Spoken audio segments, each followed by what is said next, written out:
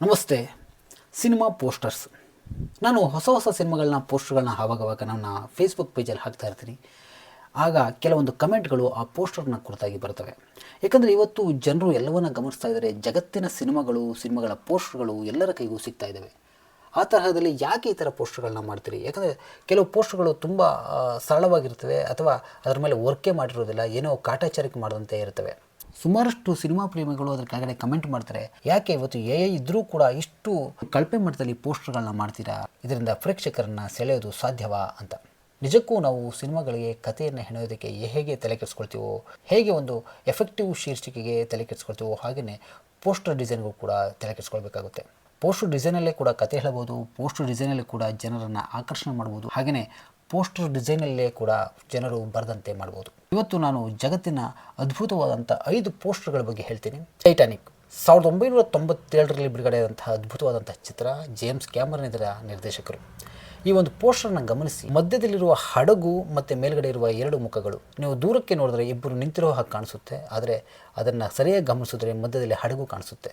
ಇದು ಇಡೀ ಸಿನಿಮಾದ ಕಾನ್ಸೆಪ್ಟನ್ನು ಹೇಳುತ್ತೆ. ಇಬ್ಬರ ಬದುಕು ಆ ಹಡಗಿನ ಮೇಲೆ ಡಿಪೆಂಡ್ ಆಗಿದೆ ಅನ್ನುವಂಥ ಸೂಚನೆಯನ್ನು ಈ ಒಂದು ಪೋಸ್ಟರ್ ಕೊಡುತ್ತೆ. ಟೆನೆಟ್ 2020ರಲ್ಲಿ ಬಿಡುಗಡೆಯಾದಂತಹ ಚಿತ್ರ. ಕ್ರಿಸ್ಟೋಫರ್ ನೋಲನ್ ಅವರು ಈ ಚಿತ್ರವನ್ನು ನಿರ್ದೇಶನ ಮಾಡಿದರು.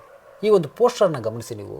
ಈ ಸಿನಿಮಾದಲ್ಲಿ ಇನ್ವರ್ಷನ್ ಕಾನ್ಸೆಪ್ಟ್ ಇತ್ತು. ಅಂದರೆ ಕಾಲಘಟ್ಟದಲ್ಲಿ ಭೌತಿಕವಾಗಿ ಹಿಂದಕ್ಕೆ ಹೋಗುವಂತಹ ಒಂದು ಕಾನ್ಸೆಪ್ಟನ್ನು ಇನ್ವರ್ಷನ್ ಕಾನ್ಸೆಪ್ಟ್ ಅಂತ ಹೇಳ್ತೀವಿ. ಇದು ಈ ಸಿನಿಮಾದಲ್ಲಿ 2 ಚಲನೆಗಳು ಬರ್ತವೆ. ಒಂದು ಮುಮ್ಮುಖ ಚಲನೆ ಅಥವಾ ಮುಂದಕ್ಕೆ ಚಲಿಸೋದು, ಹಾಗೆಯೇ ಹಿಂದಕ್ಕೆ ಚಲಿಸೋದು, ಎರಡೂ ಕೂಡ ಬರ್ತವೆ.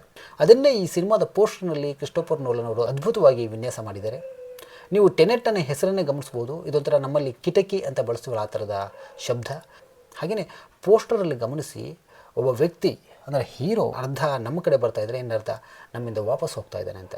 ಅಂದರೆ ಇಡೀ ಸಿನಿಮಾದ ಕಾನ್ಸೆಪ್ಟನ್ನು ಆ ಒಂದು ಪೋಸ್ಟರಲ್ಲಿ ತುಂಬಿದ್ದಾರೆ ನೋಲನ್ ಅವರು. ವರ್ಟಿಗೋ 1958ರ ಚಲನಚಿತ್ರ. ಆಲ್ಫ್ರೆಡ್ ಹಿಚ್ಕಾಕ್ ಅವರು ಈ ಚಿತ್ರವನ್ನು ನಿರ್ದೇಶನ ಮಾಡಿದರು. ವರ್ಟಿಗೋ ಅಂದರೆ ಒಂಥರ ತಲೆ ಸುತ್ತೋದು ಅಂತ ಅರ್ಥ. ಈ ಪೋಸ್ಟರ್ನ ಗಮನಿಸಿ, ಸರಿಯಾಗಿ 1-2 ನಿಮಿಷ ದಿಟ್ಟಿಸಿ ನೋಡಿಬಿಟ್ರೆ ನಿಮಗೂ ಕೂಡ ತಲೆ ಸುತ್ತುತ್ತೆ. ಈ ಸಿನಿಮಾದಿಂದ ಒಂದು ವರ್ಟಿಗೋ ಶಾರ್ಟ್ ಅಂತಲೇ ಬಂತು ಟೆಕ್ನಿಕಲ್ ಆಗಿ. ಮೆಮೆಂಟೋ ಈ ಚಿತ್ರದ ನಾಯಕನಿಗೆ ಮೆಮೊರಿ ಲಾಸ್ ಇದೆ.